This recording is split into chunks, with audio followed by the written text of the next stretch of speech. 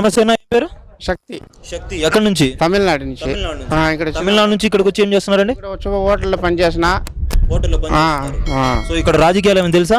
రాజకీయాల గురించి నేను చెప్పాలంటే నాకు అంత తెలీదు, కానీ ఒకటి మాత్రం ఇప్పుడు తమిళనాడులో అమ్మ క్యాంటీన్ ఉంది. అమ్మ క్యాంటీన్ జయలలితమ్మ పెట్టింది. స్టాలిన్ వచ్చేది తీయలేదు, కంటిన్యూ అవుతుంది. అది బాగా నడుస్తుంది.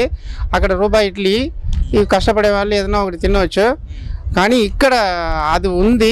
నేను ఇక్కడ 3 రూపాయలకి 5 రూపాయలకి 3 ఇడ్లీ తిన్నా. అది ఇప్పుడు లేవు. దానివల్ల నేను కొద్దిగా కష్టపడుతున్నాను. ఒకవేళ ఇక్కడ అన్నదానాలు ఇస్తున్నారు, బాగా పర్వాలేదు, నేను తింటాను. కానీ ఇంకొక చోటకి ఆంధ్రాలో వెళ్ళేటప్పుడు అది దొరకపోతే కష్టం. అది ఉంటే మంచిది. అది చేసుకోవాలకి తక్కువ మొత్తంలో వచ్చేది లేవు. అది తీయకూడదు, అది పెట్టాలి. ఎవరు వచ్చినా పర్వాలే నాకు.